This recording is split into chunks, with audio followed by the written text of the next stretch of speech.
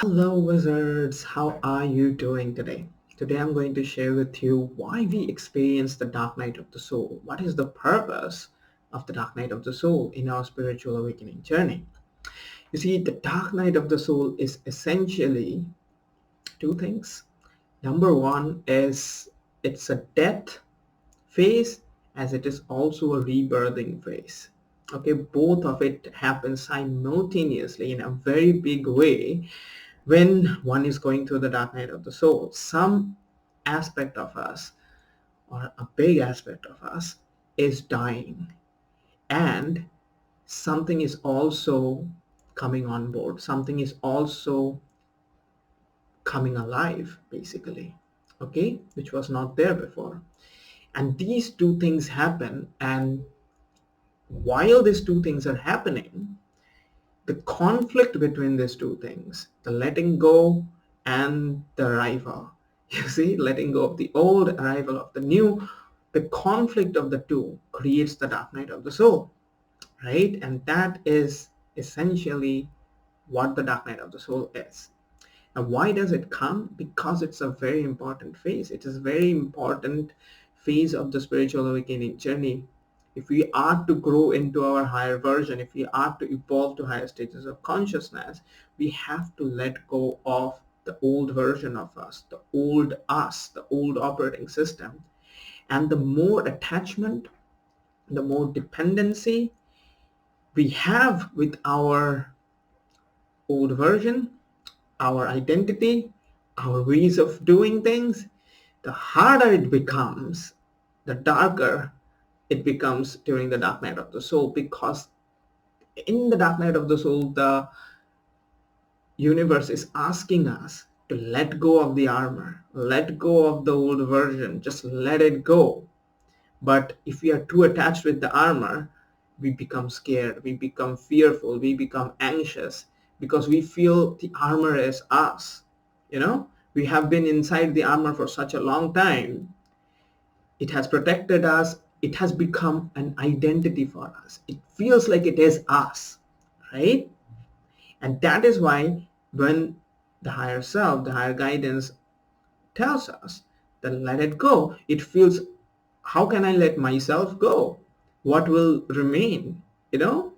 And it feels like an existential crisis because of this reason, because there is so much attachment involved in levels that the mind cannot understand. And this is one of the biggest things that I've experienced in my journey, that when I was experiencing my dark night of the soul, especially during the peak periods in the 20 during 2019 to mid 2020, it was in its peak periods, and that is when I was experiencing all the conflicts with the ego, that happens, the ego death phase. Very recently I talked about the ego death phase in one of my videos, so I might link that video here in the card section. You might watch it.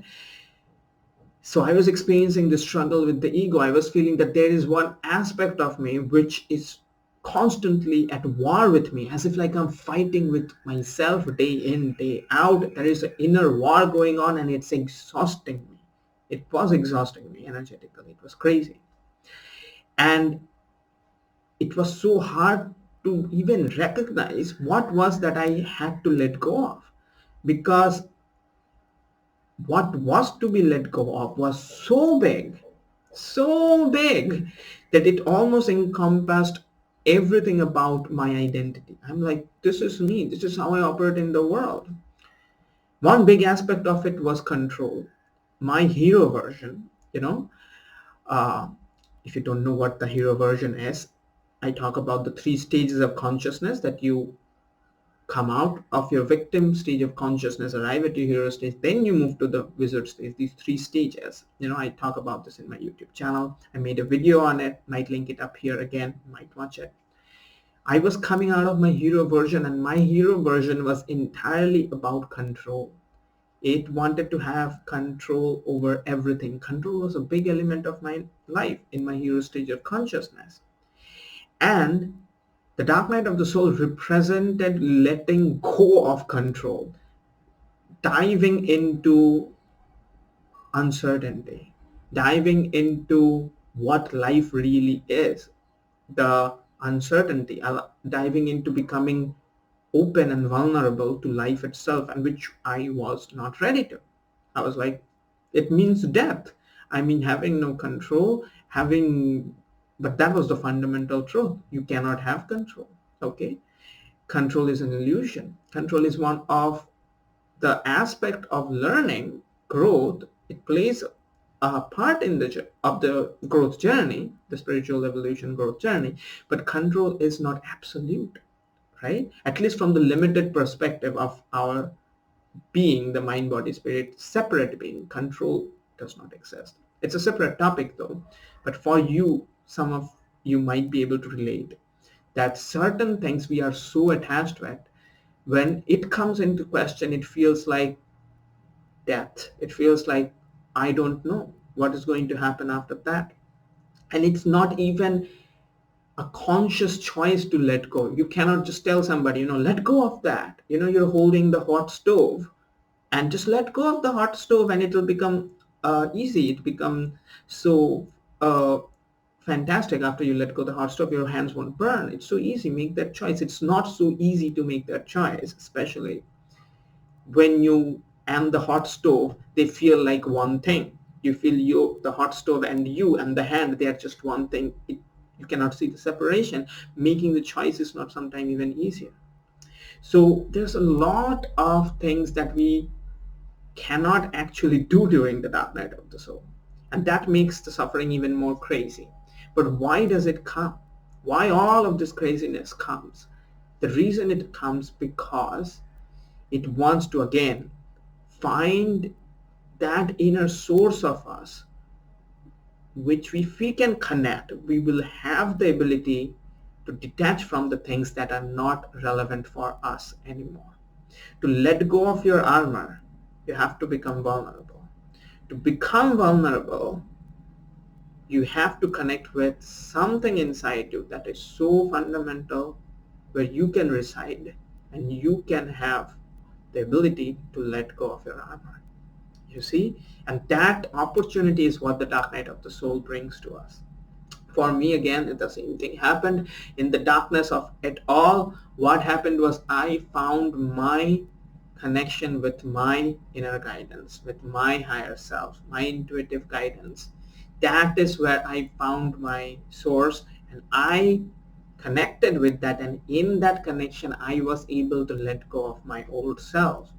And as the old self went away, the new self started emerging harmoniously. The conflict started going away. See, the dark night of the soul is essentially a transition phase, but it becomes so dark because of the conflict. Once that conflict is gone, the transition happens smoothly, right? So what can you do if you are going through the dark night of the soul? There is no easy answer, but I'll give you the fundamental and the most essential thing that can help you in your journey. That is, recognize what are the things that you have to let go, because the dark night of the soul in many ways about letting go of a lot of things that is part of the old you. What are those things? Find out and find ways to let that go. Along with that, allow yourself to connect with your inner guidance. During the dark night of the soul, many times you will feel that, nothing can help you. Nobody can understand you. And it's impossible for you to come out of it. I felt all of those things. That's why I'm sharing that with you. And all those things are true. Yes, nobody can understand you. Nobody can help you. And so it is kind of impossible for you to come out of the dark night of the soul alone. But all of that means there's something that can help you out of it. Something that which is not outside of you, something which is inside of you, within you. That is your inner guidance. That is your divine guidance residing right within you. Your divine guidance, your intuitive guidance through which your higher self is constantly guiding you becomes very, very clear when we are in the vulnerable dark night of the soul phase. So connect with your inner guidance. Trust your intuition more. Allow yourself time to connect with your higher self, and you will see your higher self will guide you through this dark night of the soul phase. That is what happened with me, so I know this is how it works. I did not have the capability or anything for me to come out of my dark night of the soul. I did nothing. Okay, I'll tell you this. Okay, I did nothing, and I just trusted my inner guidance, and it helped me navigate out of it. You have that same inner guidance. You have that same divine guidance right within you. Your intuitive guidance, your higher self speaks to you through that. Pay attention to it, and it knows everything. I always say your divine guidance is like your inner guru. It knows everything about your soul purpose journey, who you are, what you're going through. Connect with it. It will help you come out of the dark night of the soul. And that is the only way, right? So if you want to develop your connect with your divine guidance system, you have a divine guidance system right within you through which your higher self communicates with you 24/7. If you want to develop your connect, then I am hosting a free 90-minute Zoom masterclass, a training session where I will share with you how your divine guidance system operates, how you can ascend to the fourth density stage of consciousness, and how you can align with your life purpose timeline so that you can accelerate in your spiritual awakening journey and allow all the abundance that is part of your soul's blueprint effortlessly. If you want to know more about that, then do sign up for my masterclass. It's happening on this Saturday mostly, this weekend. Find out the exact date and time for this week's masterclass in the sign up page link given in the description of this video, and sign up for my masterclass. In the masterclass, you are going to get to ask me questions directly, and I'm going to get to answer your questions directly. It's going to be a ton of fun. Okay, and if you are somebody who is experiencing spiritual resignation at this journey of yours, that you feel that the material gains and the material rewards of third density reality is not interesting you, it's not motivating you anymore, then I covered that topic in depth in one of my recent video. Go watch that video. It'll probably appear in your screen here. Go watch that video, and I will see you again soon. Have fun.